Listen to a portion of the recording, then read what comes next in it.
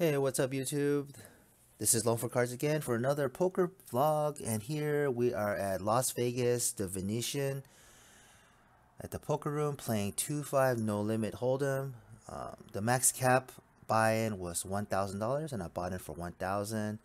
And this first hand we're gonna discuss, I was dealt 3 and 5 of diamonds in the big blind, and it went all the way to the button. The button raised it to 25. The guy to my right on the small blind, he made the call, and it's figured that one story that I should tell you, the guy to my right, he is a whale, meaning that he has a lot of money that he likes to blow off. He likes to gamble a lot. So I figure that at this point, we are about an hour into the session, and we got along pretty well. And a lot of times, if we made an agreement that anytime that if everyone folds and it comes to us chopping, we're just gonna put in $100 each and just do a coin flip and run it out. So we did that several times already. This is like only an hour in, and I already did it a couple times. I won one, he won one.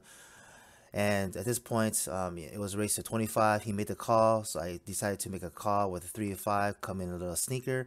I wasn't playing tight. The table's been, it's been a pretty, I don't want to say a wild one, but there's a lot of mixed players here. There's some tight players, there's some loose players, there's some mid-level aggression. It's a very mixed game. So I just figured that, my image right now is sort of, I think it's more on the looser side because, I'm doing coin flips for $100 with the guy to my right. So I figured I'd get to make a call here and then see the flop. So I make the call. The flop comes out 6-7 and a queen of hearts. The small blind makes a check. I make a check. The button makes the bet to 55. The small blind calls, and I make the call. The turn card comes a 4 hearts, which gives us the lower end straight. The small blind checks, and I figure at this point, I think I'm really good right now. I don't want to get a redraw. I don't want to go for a diamond draw, and there's a backdoor heart draw. So I just make a bet of $200. The button folds, and the small blind, which he's the whale, he pretty much re-raises me all in, which I believe he had about 600 or so, and I had him cover because I started around 1,000, and I thought about it for a while, and I figured, man, he's gonna be on a draw or something, or a pair, 2 pairs, something like that. So I make the call, and the river comes out a 7 of clubs, which I'm sort of worried on what's going to happen. And he flipped over his cards. He had ace king, and I take the pot, which really surprised me. Like a lot of times when he's playing with big cards before the flop, he would probably 3-bet.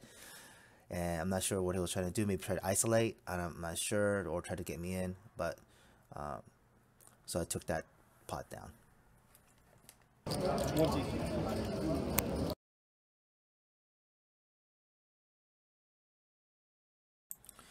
All right. The next hand we'll discuss. I was dealt 9 of club and jack of clubs on the button.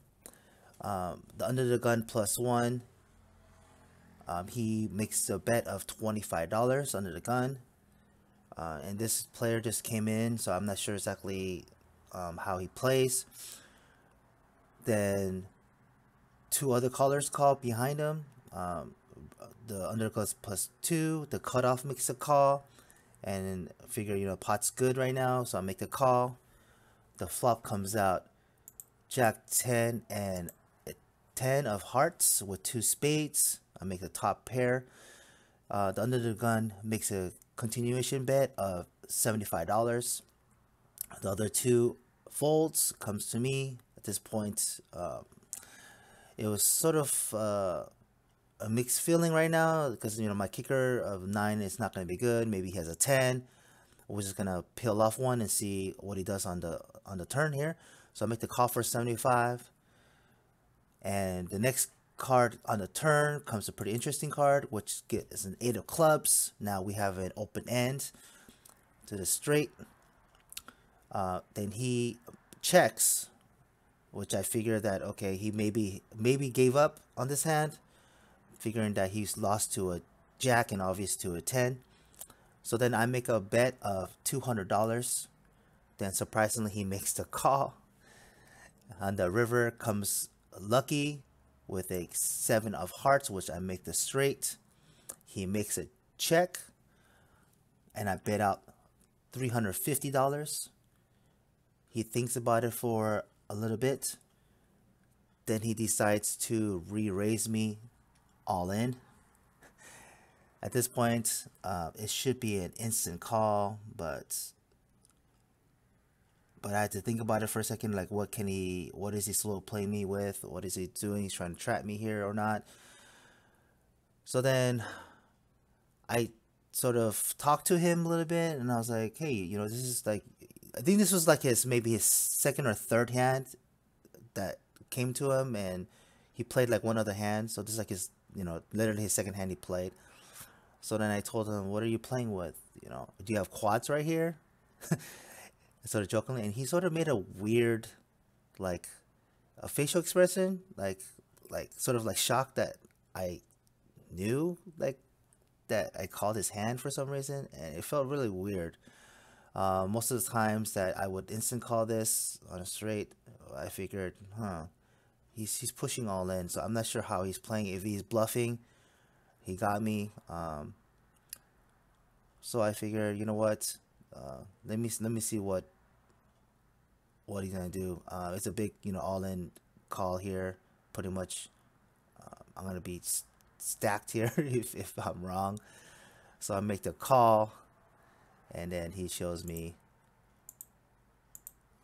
a full house, 10-8 of diamonds. So I get stacked, and gave me a good lesson that, if you're pretty much going all in with a 10 board there, I don't think there's going to be a bluff. So most of the time you're going to be good.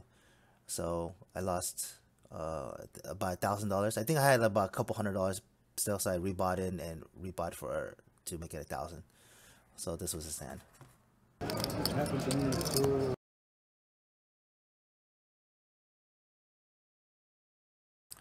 Alright, so this is the final hand of this poker vlog, and this is probably the biggest pot of the session that I had, where I was about 7 hours into the session. It's been going up and down, taking down small pots, losing some big ones like the previous one. I lost my whole stack there, pretty much $1,000 on that one, and just grinding it back and forth. This hand I was dealt 9-10 of diamonds under the button. Everyone folds to the cutoff. Again, the cutoff guy to my right, he's the whale. He makes a bet of $55. I figured this might be a good time to play a mid-sized tricky hand, like a middle suited connector, like 9-10, 8-9, Jack 10 is a really good suited connectors to hit the flop most of the times. So I make the call. The small blind folds. The big blind makes the call. So we have 3 ways to the pot, and the flop comes out 10-9 of Jack 10 and 9, 2 hearts on the flop. So I make bottom 2 pair, which is really dangerous. A lot of times you can have King Queen over here. You can even have 2 pair of Jack 10. You can have pocket Jacks, pocket 10, pocket 9. So I know I'm most of the time I'm going to be pretty good here since he made the raise. So I'm figuring that he might have a bigger pocket pair or ace king, ace queen, something related to that. Big blinds checks the cutoff. The whale, he makes a continuation bet of $200, which seems like he's representing a big overpair. So I make the smooth call there. The big blind folds, which that eliminates him for a draw.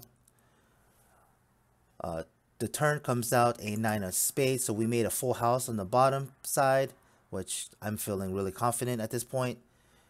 He makes a bet of 400. I make a call, and the river comes out a 3 of hearts, and he pushes in all in right away. I make a snap call. He flips over ace king of hearts. Sorry, that's the wrong guy, but this is the guy in the cutoff. Sorry for the graphics there. And I take the pot of about $2,100. So pretty much I get my initial buy-in back, and I end the session up about $600. So I end up cashing out around $2,600. I bought it for $2,000. The Venetian was pretty fun. If you guys come out here, they have a lot of different games. The room is pretty large. The game is really good. There's a lot of different type of players. There's solid. There's some type players are on the table, but there are a lot of loose players. A lot of whales, like the guy to my right. He's very he was very aggressive. He jokes around a lot, and we did a lot of coin flips. Still, we did probably, I want to say, 10 coin flips on everyone folding to us, and we just put in $100 each, and we just did we just ran it out. I think I won maybe 2 more than he did, maybe. So it's like 8-4 or something like that, or sorry, like 8-5.